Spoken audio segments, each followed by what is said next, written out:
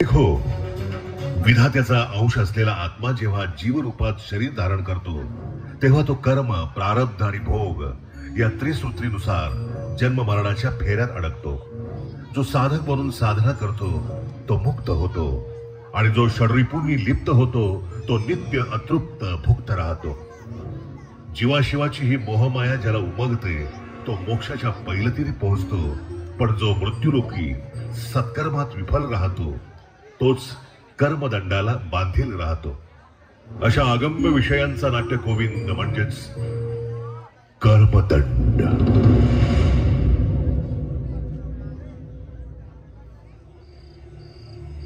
काय रे बाबा, यो पाखरांचा आणि किरकिरकिड्यांचा आवाज, सगळं कसं विचित्रच वाटते. त्यात तिचं पाऊल बी उचलणं झाले. जानकी, अगे ये जानकी, उचल की पावलं पटाटा. अगं कडूस पडायला लागले. काय भान बिन आहे का नाही तुला? भान नसाय काय झालं? आणि एखादा दिवस उशीर झाला तर काय होतं या? उद्या सवड नाही गावायची, निप्पाणीला जायची आहे मी. निप्पाणीला? वय अहो, गिरजेची जाऊ वारली नाही का परवा दिवशी? तिची माती आहे उद्या. अगं आई ग, अगं काय काय काय काय झालं? काय काटा बिटा लागला काय? वय व आई ग, काटाच लागला वाटतं. कुठल्या काळ तोंड्याला माझं रगत लागायला लागले कुणास ठाऊक. आई ग, बस बस, मी बघतो, थांब. अगं पाय हलवू नकोस की, थांब. सावकाश हो. आई ग, तिच्या मायला चांगला शिरपर्यंत घुसल्याला वाटतं. जानकी, अगं आज आमुषा आहे ना? आजची आमुषा खरी नाही, उद्याची भरीची आमुषा ती खरी म्हणायची. पण काय हो, असं काय विचारतायस ते? अगं खुळे, चिरमुर फुटाण्याच्या जागेवर बसलो ना आपण. वय की हो, येताना चिरमुर फुटाणे ठेवलेच नव्हते तिथं. ध्यानात कुठे आहे माझ्या? काय हो तुम्ही बी असं कसं विसरला सा? माहिती नाही वे तुम्हासनी ही बाधिक जागा आहे ती? दिन काय ठेवता पुढं कसं जायचं आता? काय होईत नाही, तुला सोडतो आणि मी येतो माघारी परतून.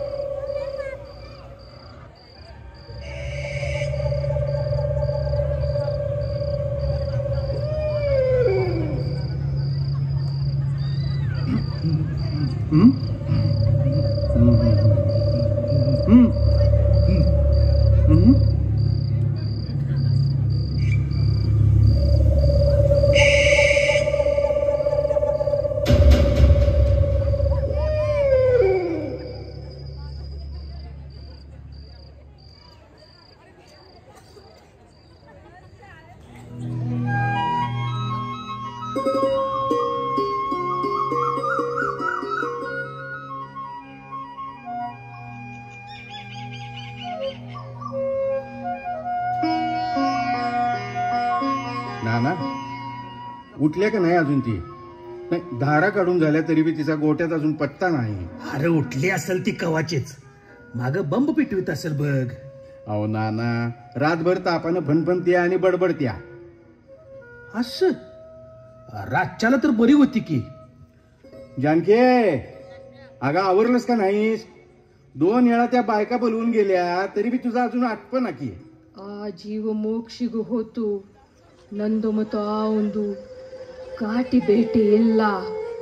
नाना, वेळ नाहीये माझ्याकडे. अमावस्येचा शुभ दिवस आहे आज.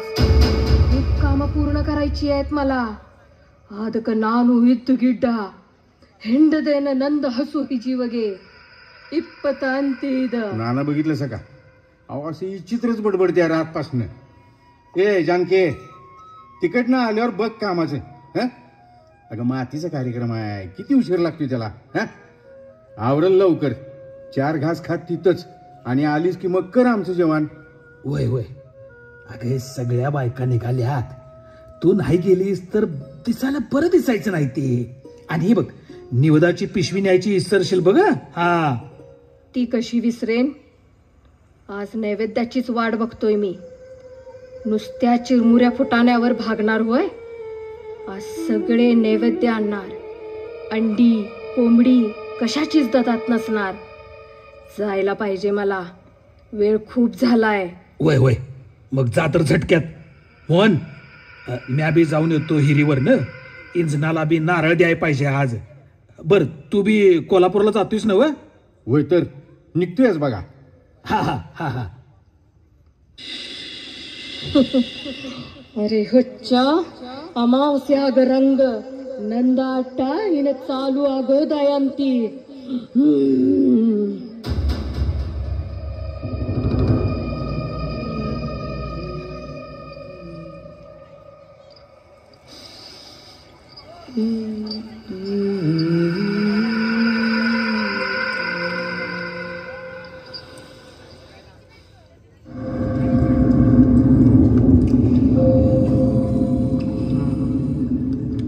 नाना अहो अशा अंधारात का बसलायसा?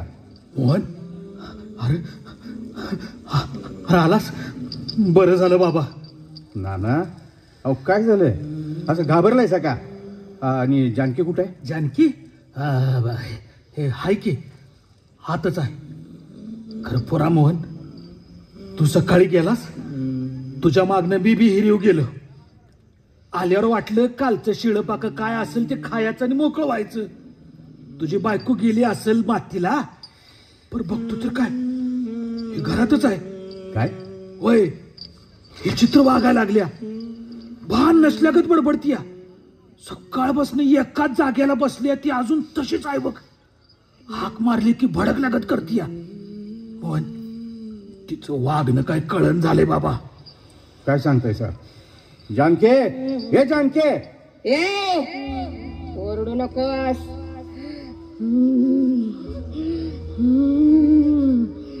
वेळ कमी राहिला.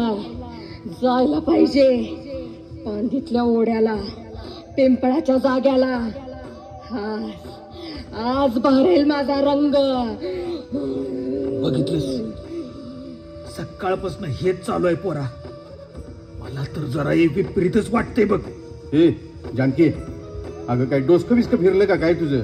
हा सकाळचा ताप उतरला का नाही अजून? बघू. मी तुझी जानकी नाही.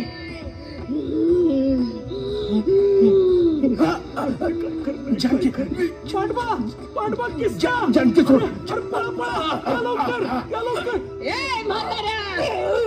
अडवा येऊ नकोस. कोणाची पिशत आहे मला अडवायची? नाना काय झालं रे? ए जानके नवऱ्याचा गळा धरतीस वय सोड.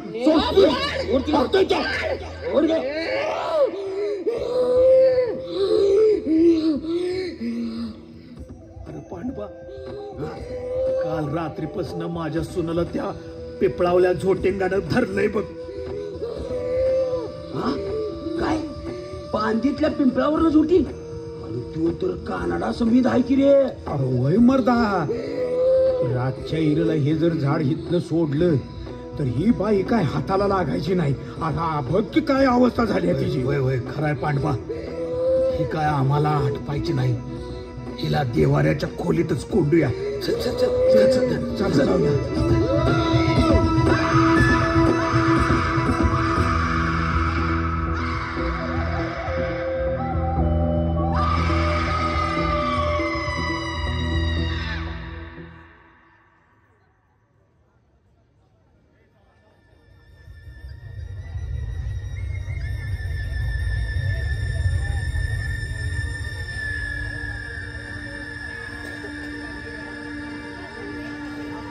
किसना अरे रातीचा प्रकार बघितल्यापासून रातभर झोप नाही मरता.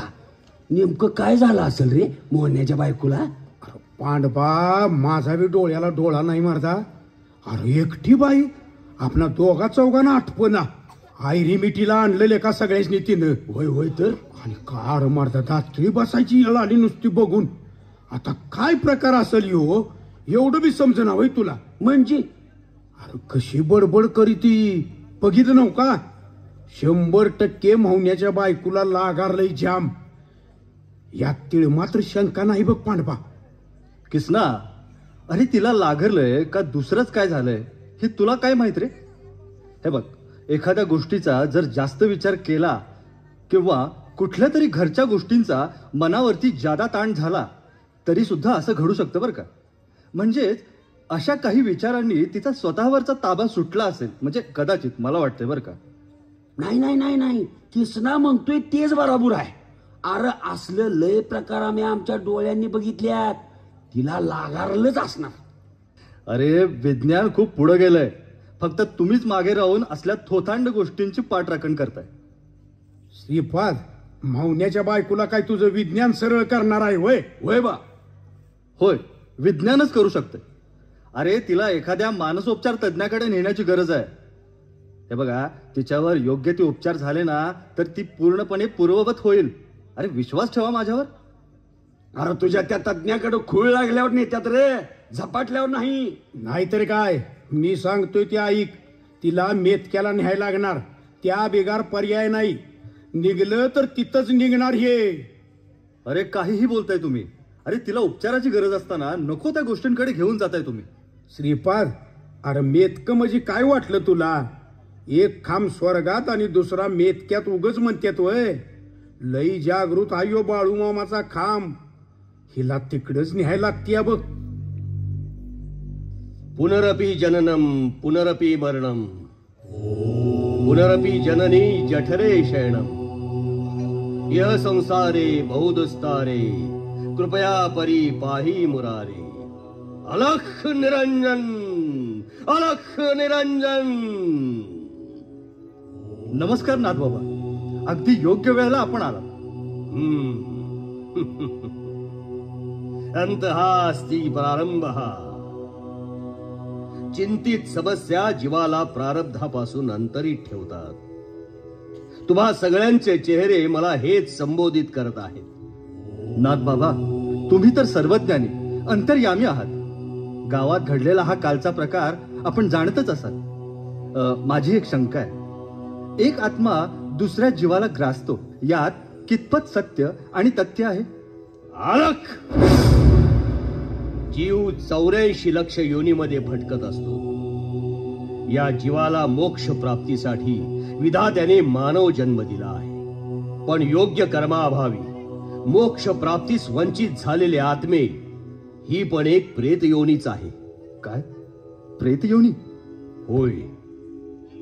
मनुष्य जातीप्रमाणे याही प्रेत योनीच्या अनेक जाती आहेत. हडळ, समंध, खवीस, वेताळ ही नावे तर तुम्हास माहीतच असतील. पण त्याही पुढे कर्णपिशाच, ब्रह्मराक्षस यासारखे शक्तिमान प्रेतात्मे मानवाला पिडून राहतात. गिरा, चेटकीन, हकाट्या, मानकाप्या, अलवंतीन, जखीन, दाखीन अशी दुष्कर्म करणारे आत्मे शरीराअभावी कोणतीही गोष्ट उपभोगू शकत नाहीत. म्हणूनच एखाद्या कमकुवत जीवाला ते आपले लक्ष बनवतात. म्हणजे हे सगळं सत्य मानायचं तर? सत्य आणि असत्य उमगण्याची क्षमता सामान्य माणसात नाही. याचा दृष्टांत तुम्हाला होईलच. चला माझ्या बरोबर.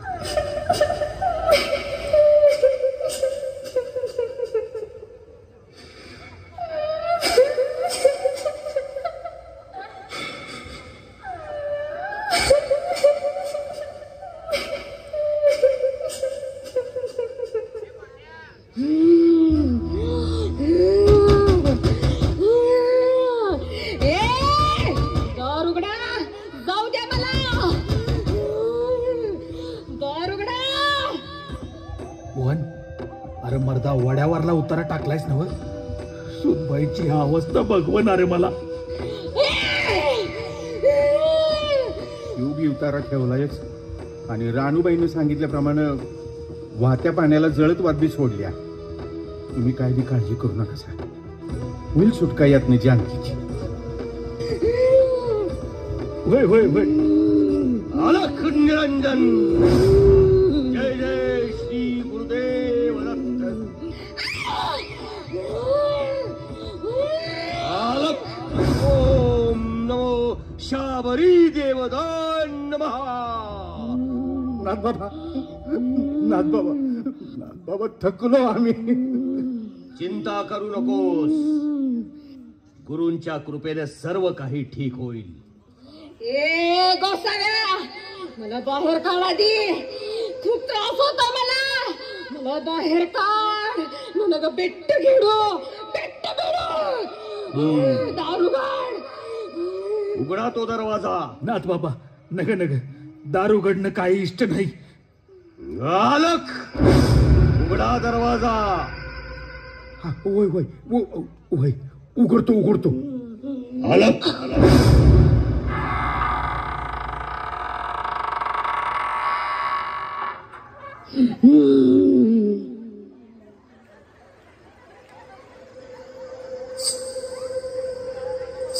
ಏನಿ ಯಾಕೆ ಬಂದಿಲ್ಲ? ಯಾರಾದಿನಿ? जातोय कोण? ನನಗ ಇದ್ದ ಗಿಡ್ಡ ಬೇಕು. अरे मूर्खा, आयुष्यभर तू चुकीच्या मार्गाने चालत राहिलास. तू अतृप्त प्रेतात्मा म्हणून वन वन फटकत आहेस. काय वागलो मी वाईट? नंद येन गुन्हा. प्रत्येक मनुष्याला असंच वाटतं.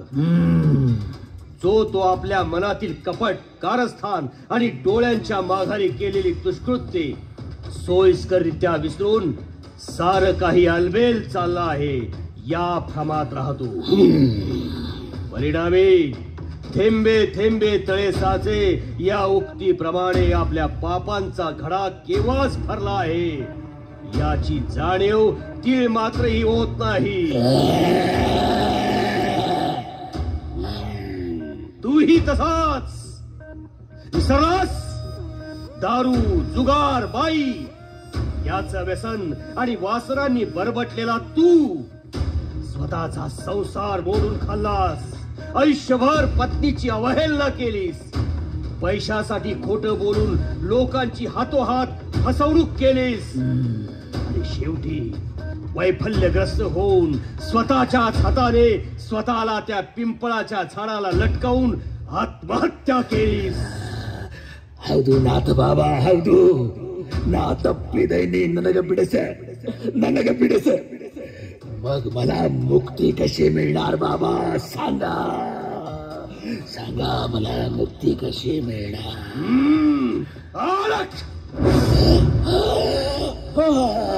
तुझी आणि माझी या जन्मात भेट झाली. यातच तुझा मोक्ष काळ जवळ आला. निरंजन.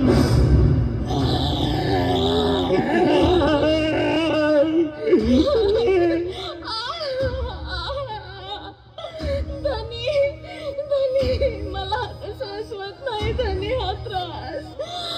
मला एकदाच मोकळं करा धनी. जानकी असा धीर सोडू नकोस ग. होईल सगळं नीट. थांब. स्पर्श करू नकोस. अलख. नाथ बाबा, माझी सून हळव्या मनाची, साध्या भोळ्या स्वभावाची. कधी कुणाबद्दल वाईट वंगाळ विचार सुद्धा मनात आणला नाही तिनं. तरी मी तिच्या नशिबाला असा भोग का? अलख. कर्म प्रधान विश्व करी राखा. जो कस करेई सो तस फल चाखा. या परमेश्वर निर्मित कर्म नियमात कोठेही किंचितही अपवाद अथवा पळवाटा नाही. अरे 100 अपराध भरलेत तेव्हा शिशुपाल मारला गेला. राजा अंबरीशाचा अपराध केल्यामुळे दुर्वास ऋषींच्या मागे लागलेले सुदर्शन चक्र दुर्वास 3 लोकात पळाले तरी त्यांचा सतत पाठलाग करत राहिले. त्याचप्रमाणे आपले कर्म कृत्य आपण जाल तिथे आपला पाठलाग करत राहतील. आपण तर साधे मानव. तुझ्या सुनेने गतजन्मात दुसऱ्यांना दिलेल्या पीडांचे फळ पक्व होऊन तिलाच या जन्मात पीडा देत आहेत. नाथ बाबा, मग सद्गुरू अशा जीवांचे कसे रक्षण करतील? आलक यासाठी माझ्या नवनाथांचे गुरु श्री दत्तात्रय स्वामींचे गाणगापूर त्रिखंडात प्रसिद्ध आहे. गाणगापूर? पर ते लईच लांब आहे हो नाथ बाबा. बाबा, त्या परास बाळूमामांच्या आदमापूर जवळचं मेतका आम्हाला जवळ आहे हो. सद्गुरु बाळूमामांचा आशीर्वाद हे विघ्न तारून नेईल. अलख निरंजन, अलख निरंजन. मोहन, उद्याच्या उद्या मेतक्याला जायची तयारी कर. होय नाना, जानकीला मेतक्याला घेऊनच जाऊया.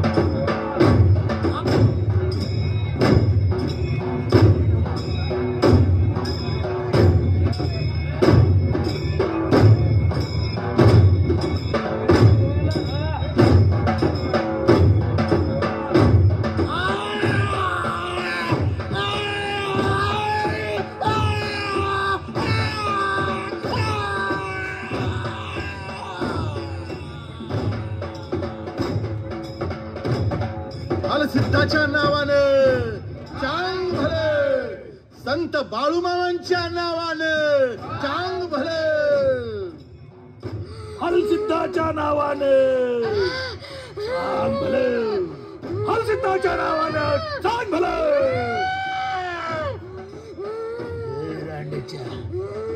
सोडतोस का नाही हिला?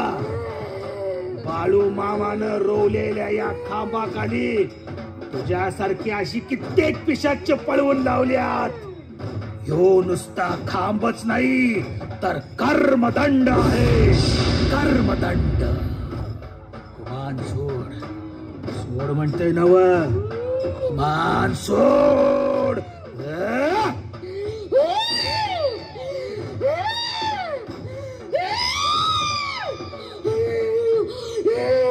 सिद्धाच्या नावानं चांग भलं, संत बाळूमामांच्या नावानं चांग भलं.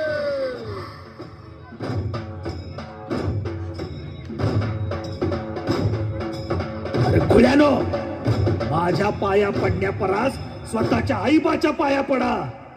या कलीत आजारानं माणसं मरण्यापरीस माणसंच माणसाला जित्यापणी मारायला लागल्यात.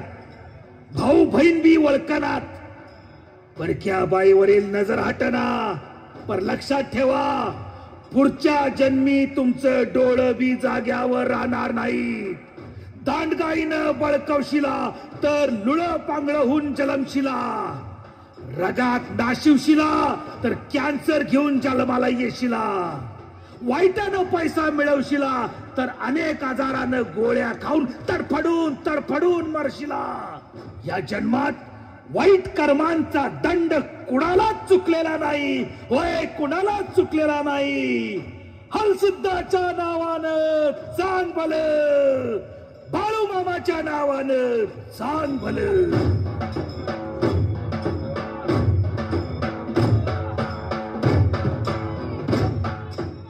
नाही चालत कुणाचं आतीन त्याची बदलती यामती. नाही चालत कुणाचं आतीन त्याची बदलती यामती.